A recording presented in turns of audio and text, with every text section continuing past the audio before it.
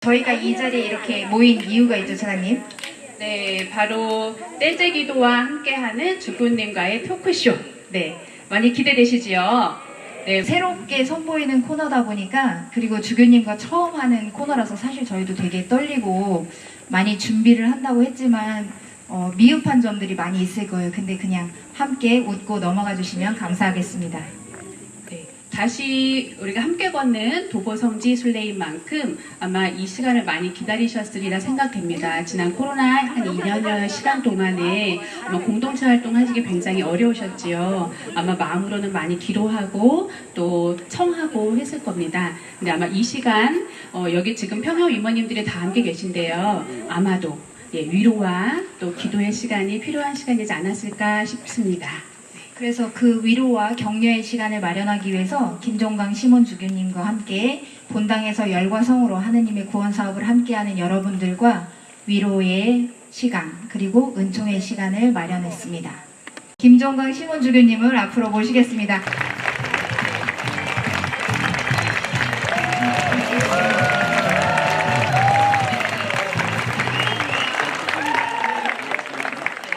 주교님 이렇게 가까이에서 주교님을 뵙게 되어서 정말 영광입니다. 점심시간에 주교님께서 주신 시몬다방의 커피 아주 맛있게 먹었습니다.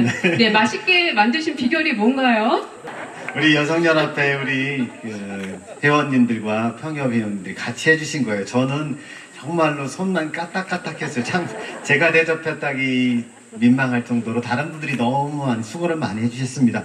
그분들의 따뜻한 마음이 좋은 커피가 되지 않았을까 그렇게 생각합니다. 그래서 각 커피 매장에서 사장님들이 안 나오고 알바생들이 하는 거군요. 맛있는 네네. 커피를 판매하기 위해서. 네, 알바생들을 잘 둬야 되는 걸 오늘 알았어요. 제가 청소년 센터에 있을 때 처음으로 카페를 열었을 때도 많은 봉사자분들이 진짜 실력 있는 봉사자들이 해주셨거든요. 그때부터 이미 조금 알고는 있었어요. 네, 함께 해주신 여러분들의 사랑 덕분에 맛있는 커피가 만들어졌던 것 같은데요. 혹시 이벤트 부스에서 캘리그라피 때 사용했던 그 캐리커처 보셨나요? 제대로는 못 봤어요. 아까 사인회 네. 부탁하시는 분들 통해서 봤는데 저보다는 훨씬 잘생기지 않았어요? 실물보다는 가까이서 보니까 되게 이상하잖아요. 멋있으세요. 떼제 기도와 함께하는 저희 주교님과의 토크쇼 어떻게 준비하시고 어떤 시간이 되었으면 좋겠는지 인사 말씀 부탁드릴게요. 네, 많이 떨려요. 사실은 교구 행사라는 걸 처음 해보는 거예요. 저 주교돼서 모든 게 다 처음인데 이렇게 교구에 평협 간부들 중심으로 오셨잖아요. 그리고 대단한 분들만 오셔서 제가 사실은 조금 주눅 들었어요. 너무 높으신 분들이 많이 오셔서 저 어디 회장입니다. 저 어디 회장입니다. 다 그러시는데 제가 자꾸 고개가 숙여지는 거예요. 대단한 분들이 오셨구나. 그래서 떨려요, 사실은. 그리고 떨리는 마음이 주눅 들은 마음도 있지만 원래부터 늘 보고 싶었던 우리 교우분들이고 우리의 교부에 많은 형제들이 있지만 제가 일일이 다 찾아뵐 수도 없고 그럴 때마다 이런 행사가 있으면 한 번에 이렇게 만날 수도 있고 너무나 반가울 것 같았는데 이런 기회가 주어져서 사실은 그래서 떨리는 마음이 더 커요. 제가 늘 마음으로 흠모했고 언제나 만나고 싶었던 분들 한꺼번에 이렇게 뵙게 돼서 사실은 떨리는 마음이 큽니다. 저희 토크쇼는 1부는 주교님께 기도를 요청하는 시간이고요. 2부는 주교님께 궁금한 점들을 이렇게 좀 적어달라고 요청을 드렸어요. 기도해주세요라는 시간에 떼제 찬양팀과 함께하는 그 기도로 여러분들의 마음에 위안을 많이 얻으셨으면 좋겠습니다. 일단 제일 가까이 있는 건 하나 뽑았는데요. 생극성당 교분이 붙이셨네요. 주교님, 생극성당 주일미사 참여 인원 150명 달성을 위해 기도해 주세요. 김시몬 형제님이 주셨어요. 네, 사실은 이건 좀 사연은 있어요. 제가 교구장 주교가 돼서 두 번째로 견진성사를 간 본당이 생극성당이었어요. 근데 코로나가 막 끝나고 신자분들이 한 120명 나오실 때였었어요.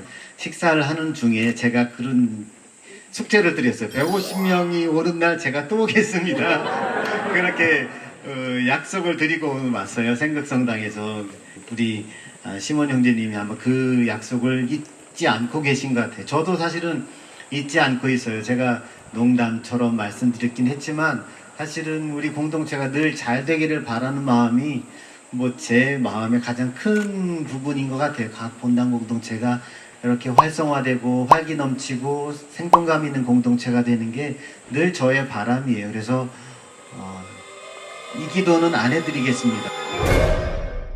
왜냐하면 제가 매일 하고 있어요.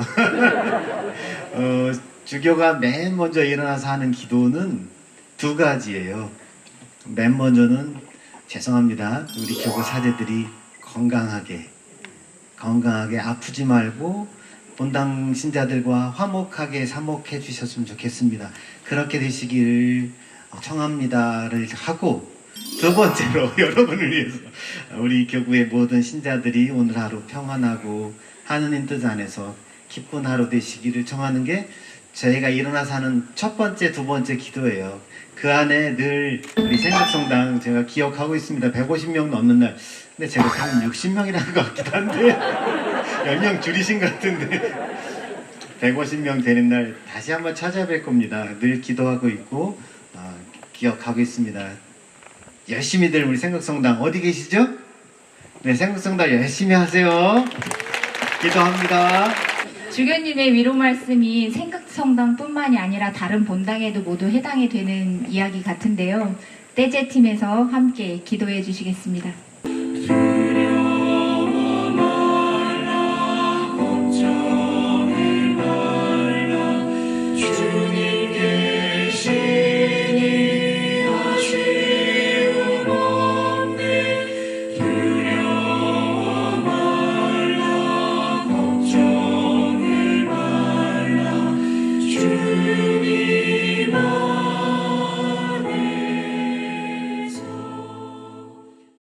어떠세요?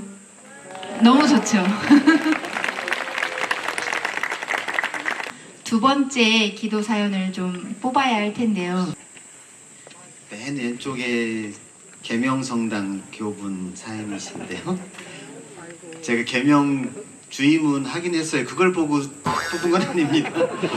맨 왼쪽에 1번으로 쓰신 것 같아요. 질병으로 고통받고 있는 이정임 카타리나를 위하여 기도해 주세요. 이렇게 쓰셨습니다.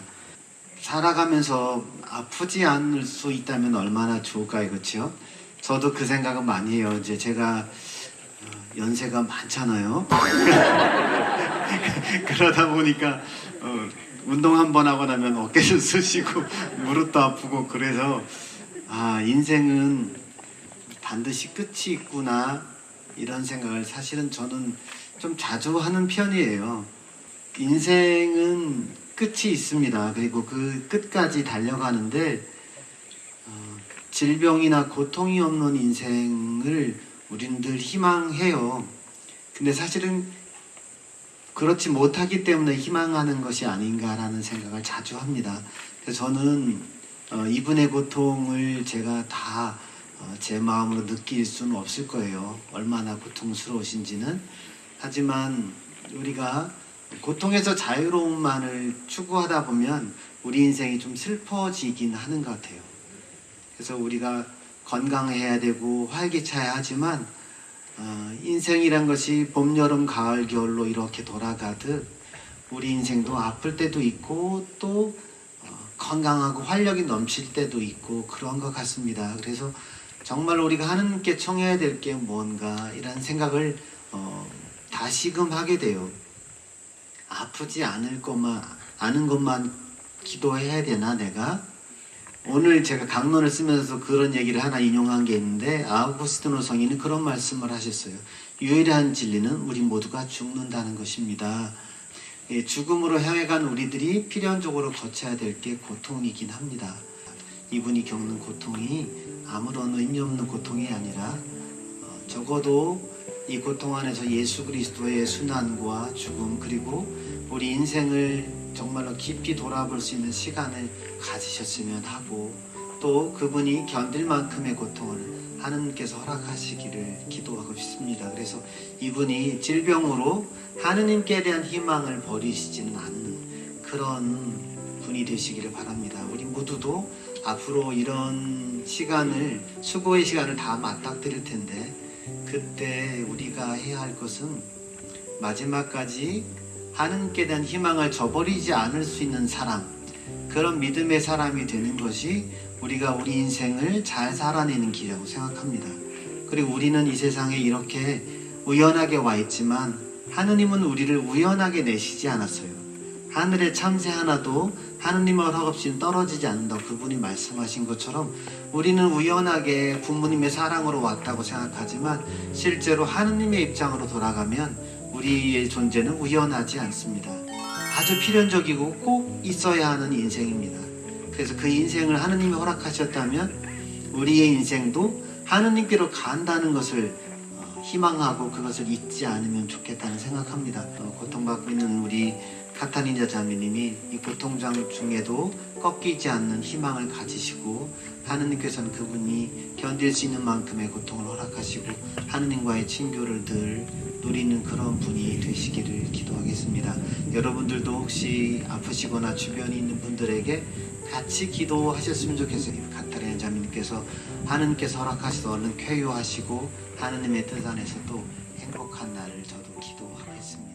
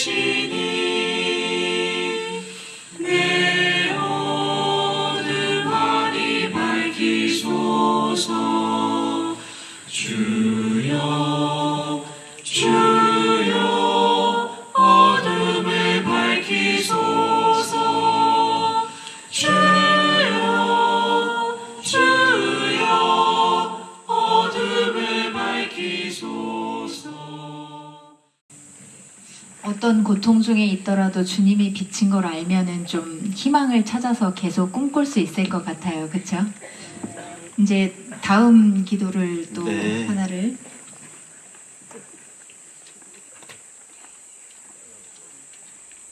쉬고 있는 자녀들이 주님 품에 돌아오길 기도해 주세요. 엄마 소시지야 기도 전합니다. 부모님들 다 이런 고민이 있으시죠? 저는 그런 고민이 없어요. 자식이 없어서. 근데 사실은 저는 더 고민이 많네요. 우리 부모님들 고민을 충분히 이해합니다. 신앙을 전수하는 일처럼 고되고 어려운 일은 없어요. 제가 신앙을 물려받은 것을 기적이라고 생각하고 늘 부모님께 감사를 드립니다. 사실은 저는 물려받은 신앙인이에요. 그래서 자연스럽게 다들 물려주는 줄 알았어요. 저는 그렇게만 자라와서. 근데 신부가 되어가고 신부가 되고 이렇게 살아보니 우리 교우들이 가장 힘들어하는 거는 자녀들에게 신앙을 물려주는 일이시더라고요.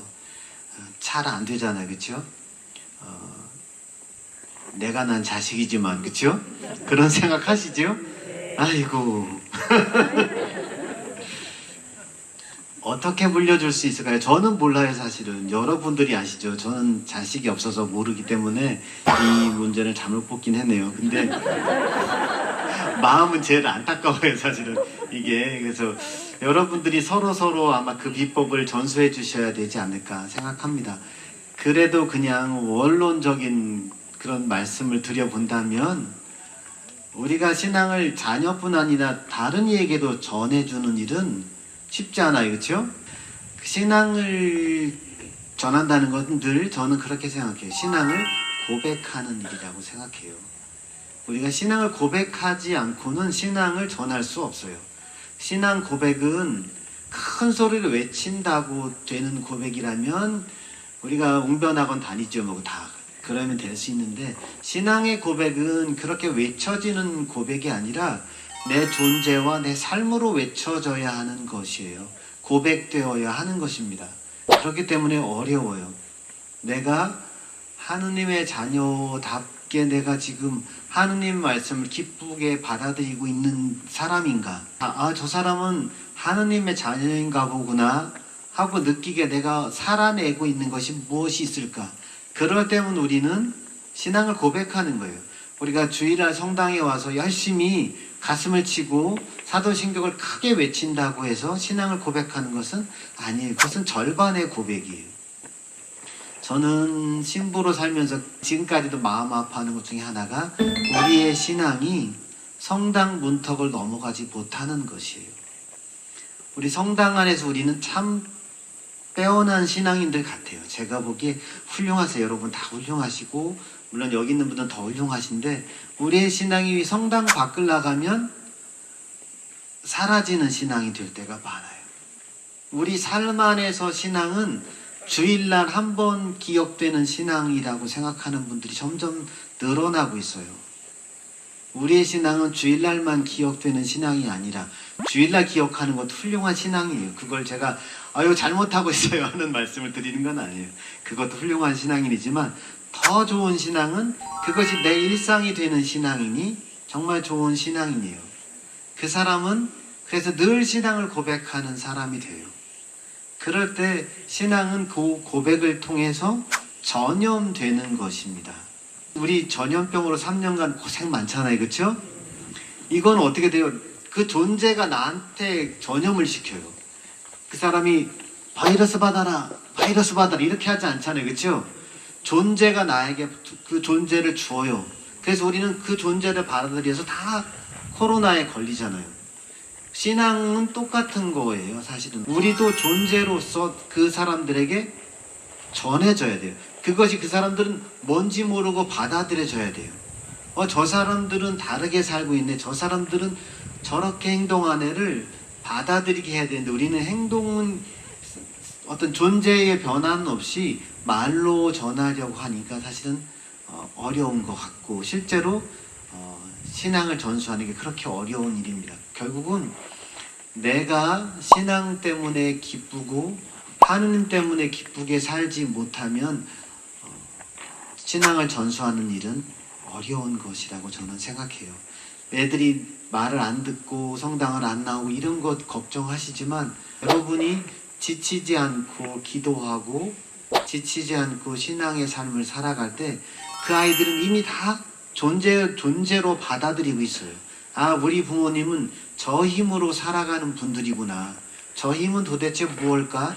어떤 계기가 되면 다 생각하게 됩니다. 나는 내 인생을 어떻게 책임져야 될지 할 때면 부모님을 생각하게 될 거예요.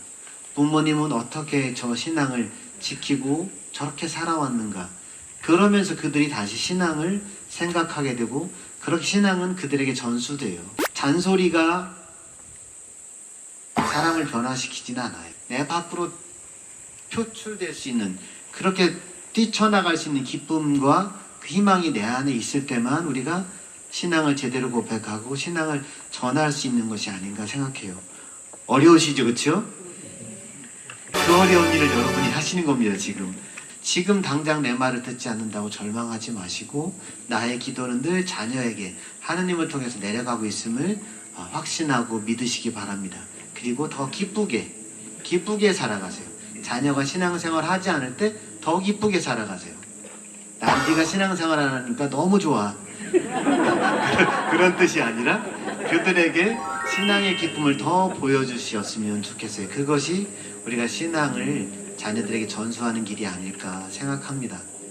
또 하나는 끊임없이 기도하는 일입니다. 우리 아우구스티노 성인의 어머니 성녀 모니카는 아들이 하느님을 모르고 살아갈 때 어머니 홀로 눈물을 흘리면서 계속 기도하셨어요. 이 엄마도 깨달은 진리를 저 똘똘한 아들이 알아듣기를 계속 기도했어요. 그리고 어느 날 방황을 마친 아우구스티노 성인은 이제야 하느님을 제가 깨달았습니다. 이렇게 가까이 계신 분을 제가 깨닫지 못하고 저렇게 많은 길을 돌아왔습니다. 이제서야 님을 찾았습니다라고 고백하잖아요. 그거는 그 어머니의 기도가 하느님을 통해서 그 아들에게 늘 내려갔기 때문에 가능한 일입니다. 우리도 지치지 말고 잔소리가 아니라 큰 마음의 기도로 자녀를 응원해야 되지 않을까 그렇게 생각합니다. 그렇게 하고 계시죠, 그렇죠? 네, 그럼 계속 더 그렇게 하세요.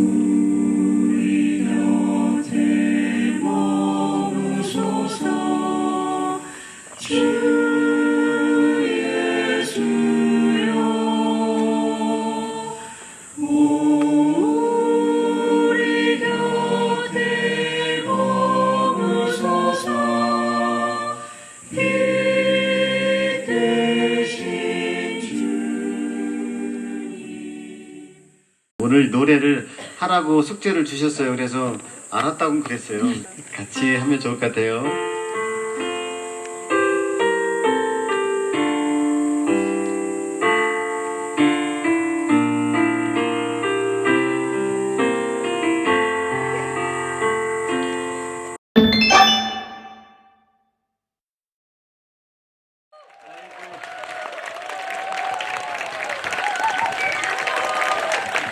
오늘 미사 하지 말고 계속 노래만 들을까요? 아니 앉아서도 이렇게 노래를 잘하시는데 서서 부르시면 얼마나 잘하시겠어요?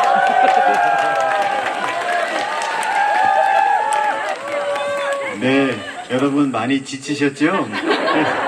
네, 힘드신 것 같아요. 그래서 약간 청력도 떨어지시고 이제 좀 그러실 시간이 되셨어요. 자, 그러면은 바로 이어서 2부 주교님께 궁금한 사항들을 좀. 제 문장에 어떤 의미가 담겨 있는지를 물으셨어요. 제 문장 다 보셨나요? 네. 제가 마음으로 제일 생각했던 것은 성모님이었어요. 처음에는. 여러분이 보시면 M자를 금방 보실 수 있어요. 맨 위에 M자가 쓰여있고 위에 별이 쪼로로 12개가 찍혀있어요. 성모님을 상징하는 그 마크입니다. 성모님의 손 안에 내 삶이 있구나를 늘 생각합니다. 그래서 제가 주교가 되는 순간 제일 먼저 생각한 것은 성모님의 보호와 도우심이라고 생각했어요. 그래서 성모님을 상징하는 별과 마리아의 M자와 파란색 선을 넣습니다. 그 파란색은 성모님의 순결을 상징하는 거예요. 제가 그렇게 순결한 사람으로 살지는 못하겠지만 성모님처럼 예수님만을 바라보는 그런 마음이 되기를 청하는 마음으로 그것을 맨 먼저 생각했고요. 그 다음에 생각한 것은 그 안에는 이제 십자가와 우리가 흔히 볼 수 있는 성체와 성령의 불꽃입니다.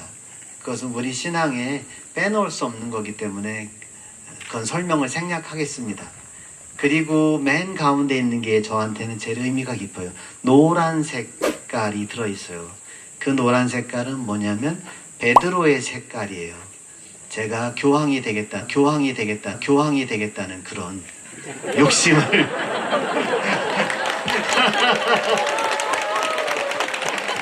어울리세요. 그게 아니라 그 색깔은 베드로의 회개를 상징하는 색깔이에요.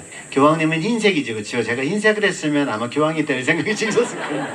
저는 그 노란색을 했어요. 노란색은 베드로의 회개를 상징하는 색깔입니다. 제 서품 성구도 베드로의 회개의 장면의 이야기예요. 제 서품 성구는 앞에를 주로 보시는데 사실 감추어진 거는 그 뒷구절이 제 마음에 더 있는 말이에요. 내가 돌아오거든 형제들에게 힘이 되어라 하는 말씀이에요. 그건 뭐냐면 네가 회개해서 돌아오면 그때는 정말로 형제들에게 힘이 되는 사람이 되라, 그런 말씀이. 저는 그 뒷구절을 제 모토로 사실 더 생각해요. 내가 언젠가는 회개해야지.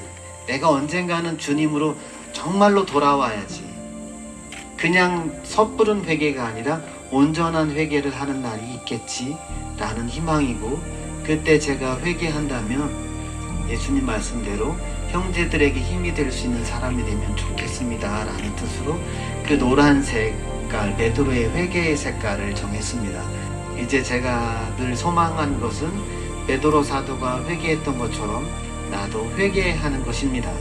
그분처럼 회개해서 정말 형제들에게 힘을 다하고 힘을 바쳐서, 온 힘을 다 바쳐서 형제들에게 힘이 되어주는 존재가 되어보고픈 그런 소망을 담아서 이렇게 문장을 만들었어요. 그래서 여러분이 그 문장을 보실 때마다 그 노란색을 보시고 아유 그 주교 정신 차렸을까 오늘은 이런 마음으로 기도해 주시고, 정말 그분이 원하는 참된 회개를 한 그런 사람이 되도록 여러분이 기도해 주시기를 청하는 마음으로 그렇게 만들었습니다.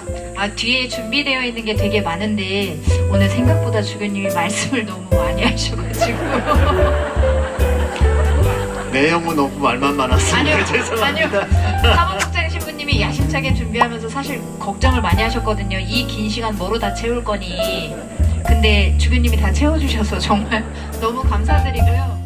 기쁜 마음으로 우리 함께 미사에 참여합시다. 고맙습니다. 감사합니다. 감사합니다.